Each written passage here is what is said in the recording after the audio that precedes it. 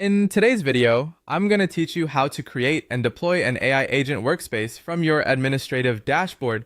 We'll go through the full setup process together in a simple, clear way so you can get your agent ready for use with confidence. This is a straightforward workflow, but taking a few extra moments at each stage will help make sure your agent is aligned with the right purpose and behaves appropriately once it goes live.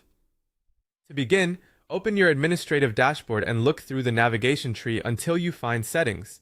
From there, go into Data Management and then select AI Agents. This is the area where agent workspaces are created and managed. If you're new to this section, just take a moment to get familiar with the layout before moving on, since this is where you'll control the core behavior and deployment of your assistant. Once you're inside the AI Agents section, look to the right side of the screen and click the orange Create Agent Workspace button. This starts the setup process for a new automated workspace. Think of this workspace as the environment where your agent's role, boundaries, and channel availability will be defined. Creating the workspace first gives you a central place to manage everything before deployment. Next, choose the target operational purpose for the agent.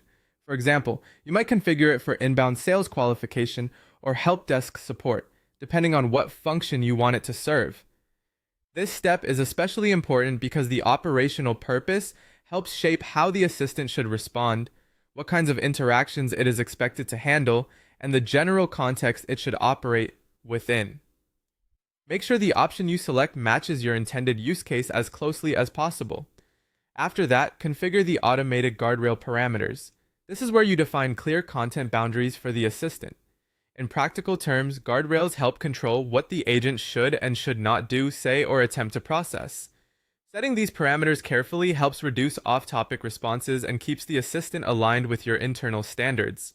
It's a good idea to be deliberate here, since guardrails are a key part of safe and reliable automation. When everything looks correct, click the Deploy to Channels button to set your automated workspace agent live. This is the final step that makes the agent available through your selected communication channels. Before you deploy, it's worth doing one last review of the purpose and guardrails to make sure everything is configured the way you want. And that's it. You've successfully created and deployed an AI agent workspace through your administrative dashboard.